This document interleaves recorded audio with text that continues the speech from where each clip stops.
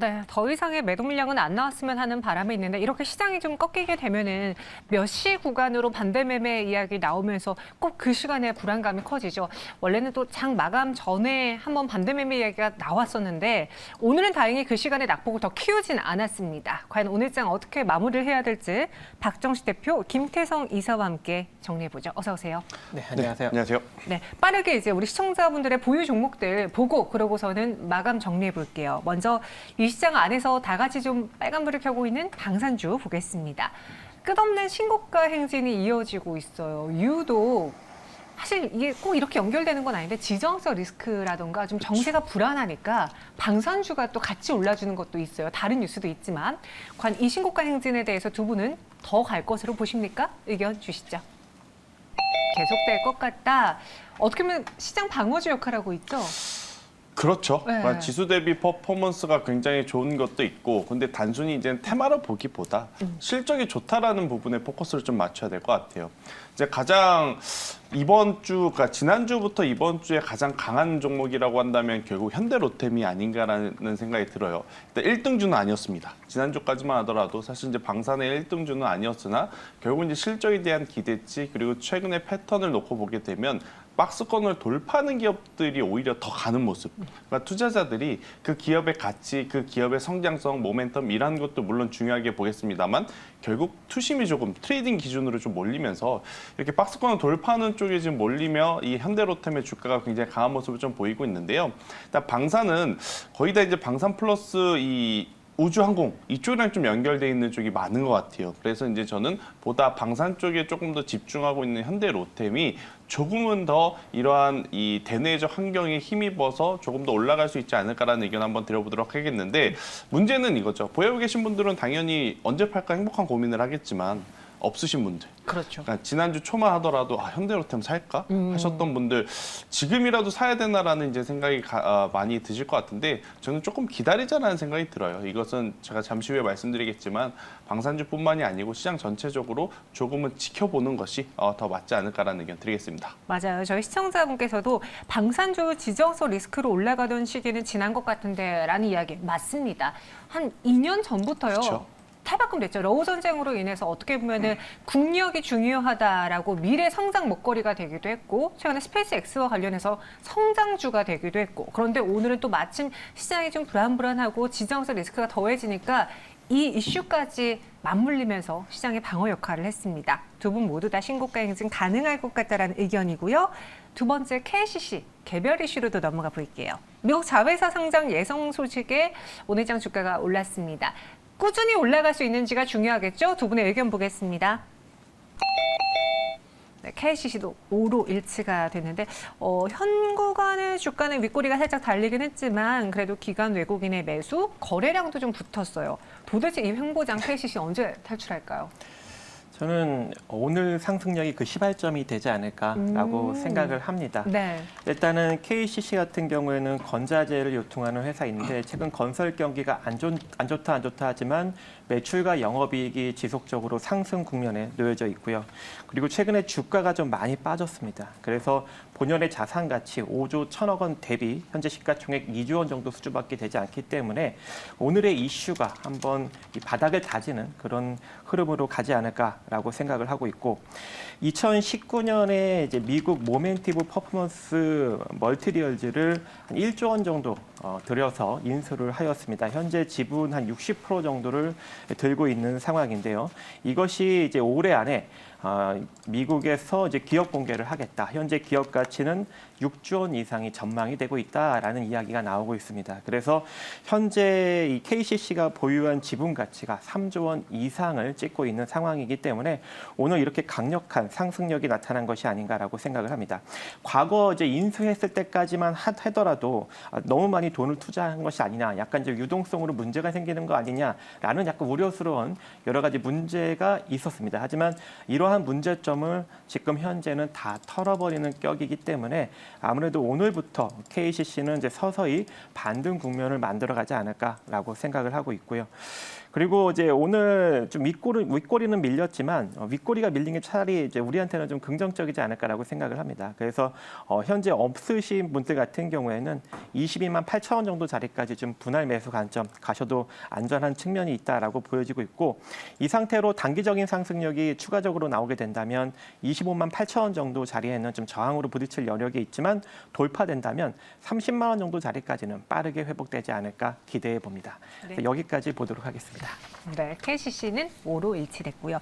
마지막으로 HL 만도를 보겠습니다. 하반기 실적 개선 전망인데 HL 만도도 이 개선 전망이 예전부터 나왔지만 그렇게 주가가 꾸준하게 올라가진 못해서 아쉬웠던 대표적인 종목이거든요. 앞으로의 주가 추이는 어떨까요? 두 분 의견 보겠습니다. 기회일 것 같다. 횡보안에도 대표적인 종목이죠. 일단 방미 일정에 대한 기대감이 굉장히 높을 수밖에 없을 것 같은데요. 사실 이제 이 방미 일정에 너무 큰 기대는 안 하시는 게 좋을 것 같아요. 네. 일단 뭐 이번에 방문한다 그래서 갑작스럽게 IRA 수혜 못 받았던 것들이 수혜를 받게 되고 그런 것은 절대 아니겠죠. 근데 이제 한 가지 우리가 좀 기대를 해볼 수 있는 부분은 현대차라든지 기아가 지금보다 훨씬 더 좋아질 수 있는 뉴스가 아직 한 발 남았습니다. 그게 뭐냐면 공장 증설을 한다 그랬는데 그 공장 증설 일정을 앞당긴다라는 뉴스가 나오게 된다라고 하면 사실 완성차 플러스 부품사들은 한 번 더 주가가 성장할 수 있는 모멘텀들이 저는 남아있지 않나라는 생각이 들어요. 지금 대다수의 주도주의 모습을 보였던 종목군들이 여기서 더 올라가지 못하는 이유는 뉴스의 신선도가 많이 떨어져서이거든요. 네. 근데 이제 완성차 혹은 이 자동차 부품사 같은 경우에는 공장 증설에 대한 시기, 이 뉴스가 한 번 더 이 불이 붙어준다라고 했을 때는 더 좋은 모습을 보일 수 있지 않을까라는 생각이 들고요.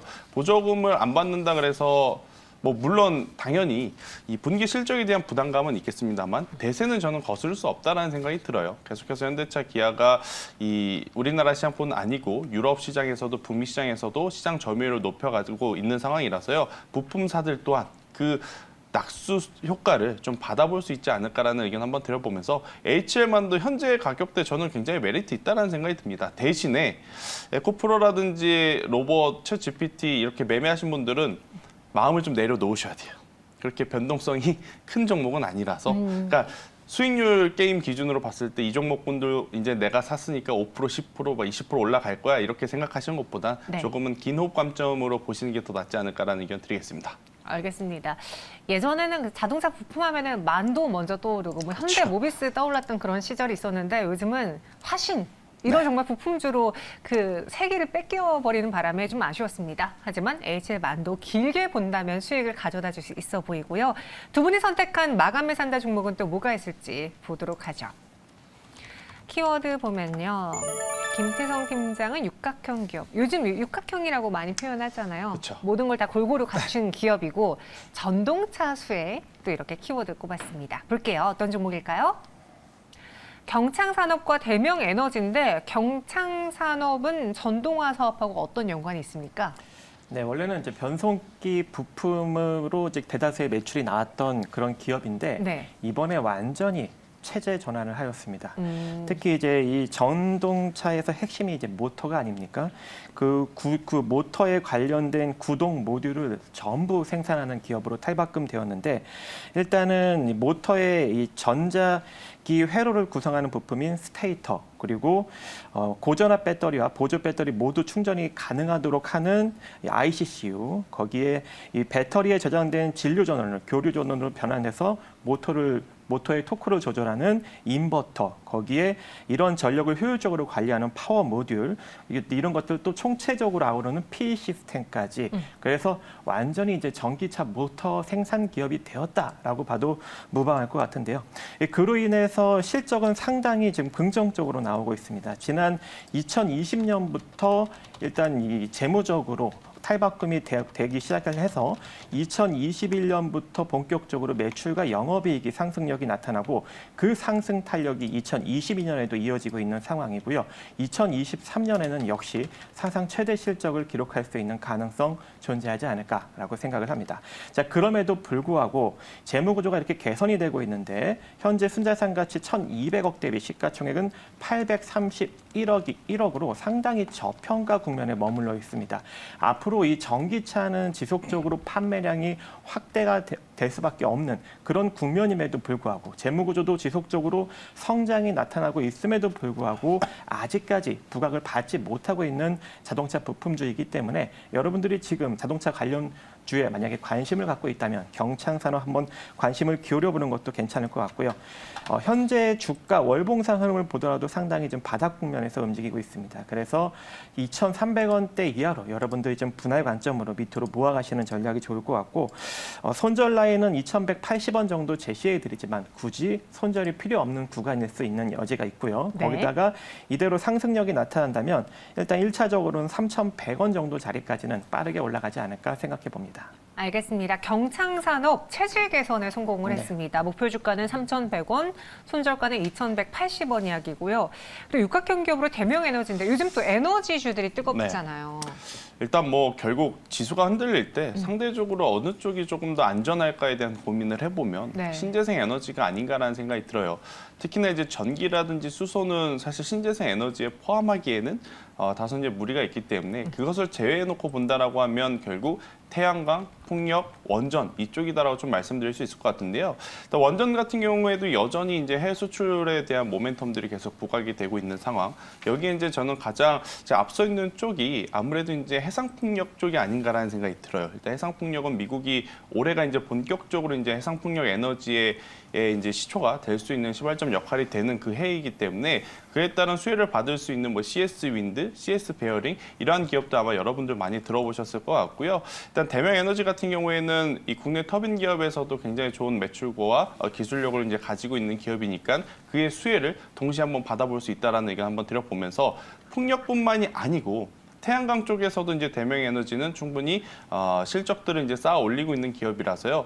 뭐 태양광이 좋냐, 풍력이 좋냐 고민하시는 분들은 뭐 CS 윈드냐 하나솔루션 이쪽에서 너무 저울질하시는 것보단 네. 대명에너지라는 기업을 한번 관심 있게 보시는 것도 굉장히 좋지 않을까라는 생각이 들고 또 이제 정부에서 신재생 에너지 지원한다라는 이야기를 하죠. 근데 이제 이 지원은 아무래도 자격 요건을 갖추고 있는 기업들 위주로만 진행이 될 가능성이 높습니다. 그 기준으로 보면 저는 실적도 잘 나오고 있는 대명에너지가 한 번 더 주가 상승 탄력을 좀 보여줄 수 있는 그러한 위치가 아닌가라는 생각이 들고 있고요.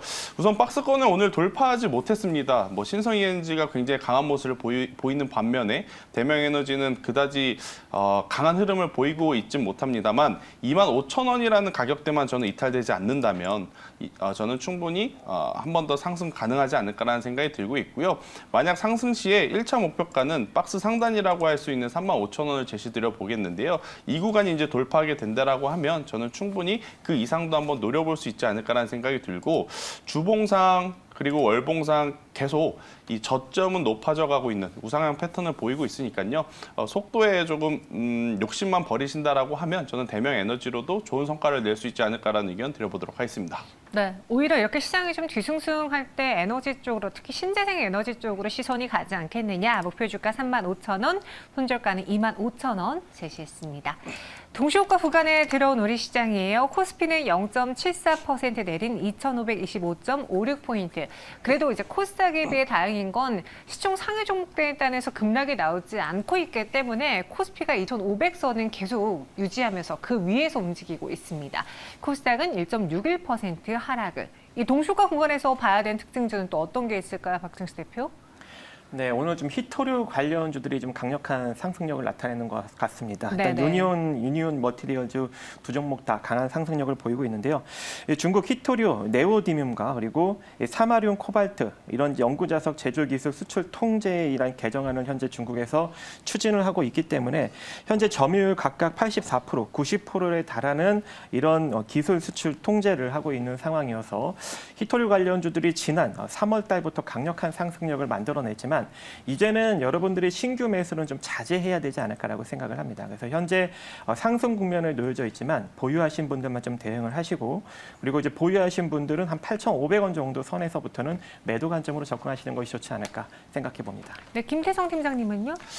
일단 좀 뜬금없을 수는 있는데요. 알게 모르게 최근에 많이 올라온 기업이 이제 빙그레라는 기업에 한번 관심을 가져보자라는 생각이 듭니다. 여름이 이제 옵니다. 결국엔 언제 오나 싶었는데 여름이 지금 오고 있고 또 여름이 오게 되면 빙과류라든지 이러한 제품들이 또 가장 많이 팔리는 그런 상황이고 또 이제 음식료 업종이 경기 방어주의 이제 한 종목으로 이제 뽑히기 때문에 만약 포트에 경기 방어주가 없으신 분들이라고 한다면 저는 빙그레 같은 경우 현재 주가의 흐름을 살펴보시면서 조정 시에 한번 담아보는 것도 굉장히 좋지 않을까라는 생각이 들고 계절 테마주들이 이제 움직일 때가 좀 되지 않았나라는 생각이 들어요. 파세코라든지 신일전자 이런 종목군들도 이제 보게 되면 또 이제 여름을 앞두고 이제 관련주들 한번 우리가 관심 있게 보실 차례인데 그 기준으로 저는 빙그레 주가의 조정을 한번 이용해 보자라는 의견 한번 드려보도록 하겠습니다. 네, 정말 날이 더워지고 있죠. 여름이 옵니다. 그래서 빙그레도 지금부터는 눈여겨보자 의견 주셨어요. 코스닥이 현 구간 854.99포인트까지 내려왔습니다. 그나마 다행인 건 오늘 시장에서 에코프로가 빨간불을 켜고 있다는 것일까요? 지금까지 마감동시효과 함께 하셨습니다.